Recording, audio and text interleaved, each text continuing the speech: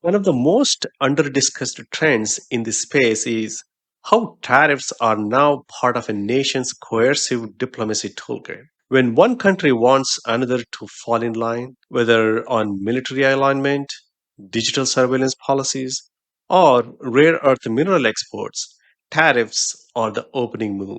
They send a message: we can hurt your economy without firing a shot. That's a profound shift from the Cold War days when power was projected through tanks and treaties. Now it's customs declarations and trade penalties. The United States has been particularly aggressive in this regard, but so have China, the EU, and even mid tier powers like Turkey and Saudi Arabia. What's often missed in the coverage is how these countries tailor their tariffs to exploit specific vulnerabilities. For example, if a country relies heavily on exporting a single commodity, say palm oil or lithium, expect tariffs or quota threats to show up the moment that country steps out of geopolitical alignment. But this isn't just about nation states. Multinational corporations have entered the game too. They may not impose tariffs, but they often influence them, sometimes quietly lobbying for them as a form of commercial warfare. Picture this: a US based semiconductor company finds itself undercut by a Taiwanese rival. It can't compete on price. So, what does it do? It lobbies Congress, citing national security concerns. Suddenly, there is a tariff or export restriction on Taiwanese tech components. On paper, it's about protecting strategic supply chains. In practice, it's about eliminating competition under the guise of patriotism. There's also an economic double game that rarely gets aired. Some countries impose tariffs not to protect domestic industries, but to punish specific sectors in other nations where they have leverage. A sort of economic sniper strategy. Say a country depends on your wheat exports. You hike tariffs on that commodity, knowing it will trigger political discontent in the farming regions of your rival. It's precise, it's intentional, it's cold, and it rarely gets called out in the mainstream trade coverage, which prefers to treat tariffs as clumsy, broad brush tools. Let's talk about China for a moment, because their use of trade leverage is among the most sophisticated on the planet. Western media often frames China as either the aggressor or the victim in trade disputes. But the truth is more nuanced. Beijing plays the long game. When the Chinese government imposes tariffs or import restrictions, it often does so not to retaliate tit for tat, but to shape global supply chains over a decade or more. Take rare earth elements, those obscure minerals used in everything from smartphones to missile systems. China controls the overwhelming majority of the world's processing capacity. They have hinted multiple times that exports could be restricted if trade tensions escalate. But here's the thing: they don't need to act. A hint alone spooks markets, alters long term investment flows, and makes countries think twice before poking the dragon too hard. That's the new face of economic deterrence: silent tariffs. Even more complex is the relationship between tariffs and digital sovereignty. While most of the world is busy taxing physical goods, a quieter battle is playing out about the data economy. Countries are realizing that letting foreign firms dominate digital infrastructure, cloud storage, social media, mobile payments is a risk. But banning them outright looks authoritarian. So, what do? They implement digital tariffs, data localization mandates, source code audits. These are costs, just not in the traditional sense. And they are designed to squeeze foreign tech firms out of the market while keeping the countries, and they are designed to squeeze foreign tech firms out of the market while keeping the country's hands clean in terms of WTO commitments. This is happening everywhere. In India, the government has repeatedly used data policy and compliance hurdles to push out foreign apps under the justification of national security. In the EU, the Digital Markets Act operates as a kind of algorithmic tariff, forcing dominant platforms to make costly changes to how they operate in Europe. In the US, tariffs have given way to sanctions and export controls on chips and cloud computing technologies bound for China. These aren't your grandfather's tariffs. These are 21st century pressure valves. and they are redefining the rules of global engagement. There is another dimension most coverage ignores: the psychological impact of tariff warfare, not on consumers, but on nations. Countries, especially those with post colonial histories or economic dependencies, view sudden tariffs as acts of humiliation. It's not just about trade, it's about being told you don't have the autonomy. But someone else can flip a switch or upend your economy. That feeling breeds resentment, and over time, it creates hard ideological divides that no amount of free trade rhetoric can bridge. Take the case of Africa. For years, African countries were forced to trade outward, exporting raw materials to Europe or Asia rather than building robust intra African commerce. But that model made them incredibly vulnerable. A single EU policy shift or Chinese slowdown could collapse entire export sectors. So now there is a quiet revolution brewing: build internal markets, reduce dependency, trade within the neighborhood. And if that means imposing tariffs on external players to nurture regional champions, so be it. This idea, strategic coupling, is gaining momentum worldwide, not just in the global south. Look at the EU's response to American subsidies in the Inflation Reduction Act. Instead of crying foul, the EU is preparing its own buy European policies, even if they technically violate past trade promises. Because here is a new logic: if everyone else is playing dirty, why should we play clean? That brings us to another misunderstood point. Tariffs today are less about protectionism in the old school sense and more about strategic asymmetry. The global economy is no longer a fair playing field it ever was. Countries now recognize that certain sectors are too critical to be left exposed: energy, semiconductors, food, pharmaceuticals. These are no longer just industries.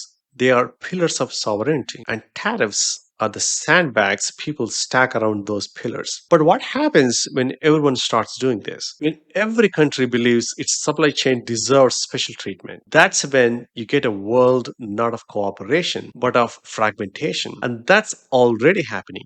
More than 3,000 new trade restrictions were imposed globally in the last 5 years alone. Not just tariffs, but export bans, quotas, licensing requirements. We are watching the disintegration of the post WTO consensus in real time. And yet, here is a twist: the fragmentation is not necessarily chaotic. In fact, for some countries, it's deeply stabilizing. Smaller economies that were whiplashed by decades of boom bust globalization are now discovering that tariffs give them breathing room, room to plan, room to build, room to say no without being instantly punished by capital flight. They may grow slower, but they grow on their own terms. There's a moral angle here too, one that rarely makes into economic news. Tariffs, when applied thoughtfully, can be a form of developmental justice. Consider a country trying to build a domestic solar panel industry. Competing with Chinese imports is almost impossible due to scale and subsidies. A tariff, even a temporary one, can create space for local producers to learn, invest, innovate. Yes, consumers may pay more in the short term, but the long term gain in industrial capacity and energy independence. This isn't protectionism for its own sake, it's targeted resilience. Of course, this isn't to romanticize tariffs. Many are crude, corrupt, designed not to protect development, but to enrich cronies. But the mainstream media's tendency to treat all tariffs as inherently irrational misses the point. In a world of unequal rules and shifting power, tariffs are often the only tool available to reset the board, even if that reset comes at a cost. And perhaps that's the biggest lesson here. Tariffs aren't going away because the conditions that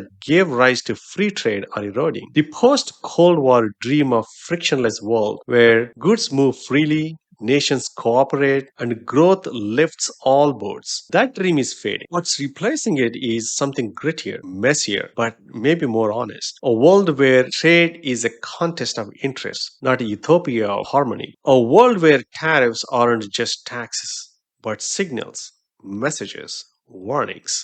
Choosing who to trade with based on values, security, environmental impact, even digital standards. It's not a return to isolationism, it's a redefinition of what interdependence should look like. And tariffs, if redesigned with intention, could help shape that future, not by closing doors, but by guiding decisions in ways that are transparent, ethical, and strategic. What if tariffs became dynamic instead of static? What if rather than locking a flat 20% rate for 5 years, countries could adjust tariffs in real time based on live data, carbon emissions, labor conditions, AI generated risk assessments, not manipulated quietly through lobbying, but governed through clear, open frameworks that respond to the world as it actually changes. Picture a tariff system where products are taxed not just based on where they are from, but on how they were made. A shirt produced with exploited labor in a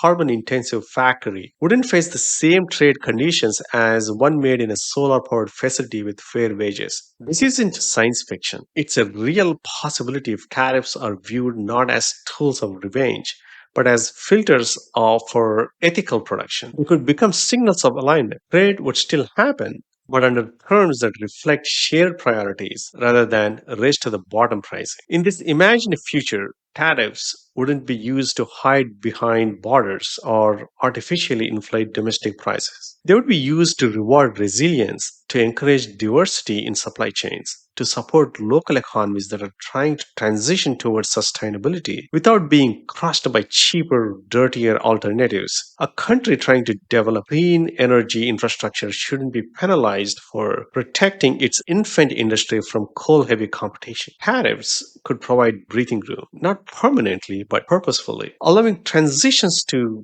happen without leaving nations perpetually vulnerable or dependent. This would also mean that tariffs aren't only imposed, they are earned. Countries, companies, even technologies could qualify for tariff exemptions by meeting certain standards. Shared environmental targets, digital privacy benchmarks, cooperative security frameworks. Tariffs would become not just obstacles, but incentives. They would reward trust, and trust would become the currency of global trade more than just cost efficiency. The implications stretch even further. In the digital space, we are seeing the rise of barriers that act like tariffs. Data colonization laws, data localization laws, app bans, algorithmic compliance codes. These are not taxes in the traditional sense, but they serve the same purpose, filtering what crosses borders. And the longer we pretend this is a separate category, the more we miss the point. The future of tariffs may lie not in ports and warehouses, but in code and cloud servers. The battle of trade are already migrating from containers to source code. A fair future would mean acknowledging that shift and designing our trade frameworks accordingly. There is also an uncomfortable truth. Many of the nations now imposing tariffs are doing so because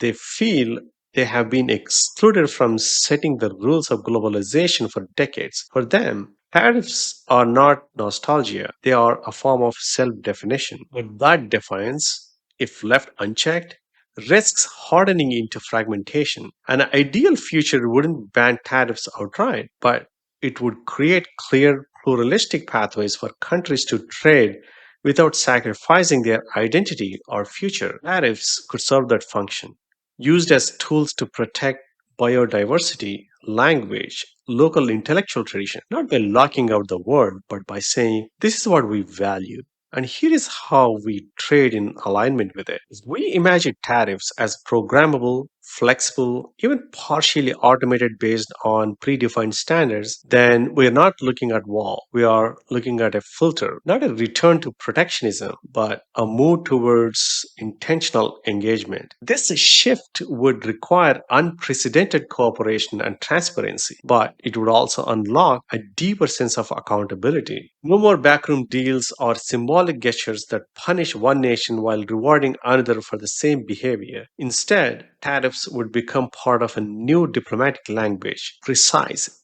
evidence based, and visible to all. This kind of future isn't easy to build. It demands a vision, and more importantly, it demands a new kind of political imagination, one that doesn't see trade as either free or closed, but as something in between, governed, principled, and adaptive. A world where countries still compete, but do so in ways that reflect shared human concerns, climate, dignity, stability, rather than just economic advantage. A world where tariffs stop being political theater and start becoming policy instruments that help hold the fabric of global cooperation together.